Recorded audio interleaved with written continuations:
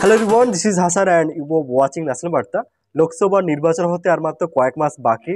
লোকসভা নির্বাচনের আগে এই মুহূর্তে সবথেকে ইম্পর্টেন্ট এবং গুরুত্বপূর্ণ কোশ্চেন, বামেদের অবস্থান কোন জায়গায়, এবং লোকসভা নির্বাচনের আগে বামেরা কি কংগ্রেসের সাথে জোট করবে, বা কংগ্রেস কি বামেদের সাথে জোট করবে, না বাম একাই 2024 লোকসভা নির্বাচন লড়বে, না কংগ্রেস এবং টিএমসির জোট হবে 2024 লোকসভা নির্বাচনকে সামনে রেখে। ইন্ডিয়া জোটের মধ্যে অর্থাৎ বিরোধী জোটের মধ্যে বামেরাও আছে, আমরা প্রত্যেকেই জানি। কিন্তু পশ্চিমবাংলার ক্ষেত্রে একটু ভিন্ন চিত্র লক্ষ্য করা যাচ্ছে।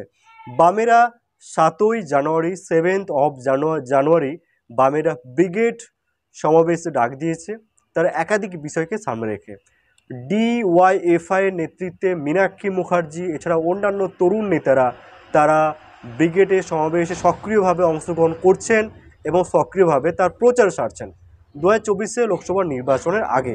তাদের বক্তব্য যে বর্তমান সময়ের পরিপ্রেক্ষিতে, বর্তমান সময়ের প্রাসঙ্গিকতাকে সামনে রেখে যেভাবে টিএমসি এবং বিজেপি সরকার এই দেশকে বন্ধক দিচ্ছে, অর্থাৎ বর্তমান সময়ের পরিপ্রেক্ষিতে তিনি এই বিষয়টি তিনি সামনে এনেছেন এবং টিএমসি এবং বিজেপিকে আক্রমণ করেছেন।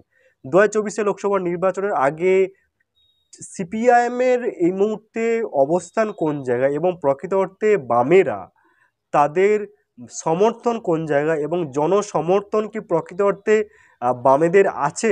2024 লোকসভা নির্বাচনের আগে বামেরা চেষ্টা করছে একটু জলে হাত দিয়ে দেখতে প্রকৃত অর্থে মানুষের সমাবেশ আছে কিনা বা মানুষের সমর্থন আছে কিনা।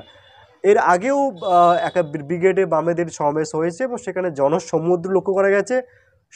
অসংখ্য মানুষ, সমস্ত ধর্মের মানুষ, সমস্ত বয়সের মানুষ ঐক্যবদ্ধভাবে শান্তিপূর্ণভাবে তারা ব্রিগেডে অংশগ্রহণ করেছিলেন, কিন্তু ভোটের খাতায় অন্য লক্ষ্য করা গেছে সেই সমস্ত মানুষেরা কিন্তু ভোট দেননি।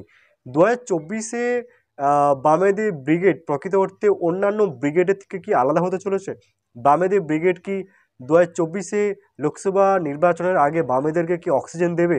2024 লোকসভা নির্বাচনের আগে বামেদের এই ব্রিগেড প্রকৃত অর্থে বামেদেরকে শূন্য থেকে অন্যান্য ডিজিটে রূপান্তর করতে কি সাহায্য করবে?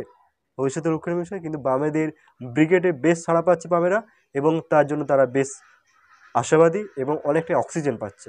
2024 লোকসভা নির্বাচনের আগে লক্ষণীয় বিষয়। এ বিষয়ে আপনাদের গুরুত্বপূর্ণ মতামত অবশ্যই কমেন্ট করে জানান। ভালো লাগলে লাইক অবশ্যই করবেন, সাবস্ক্রাইব করতে ভুলবেন না।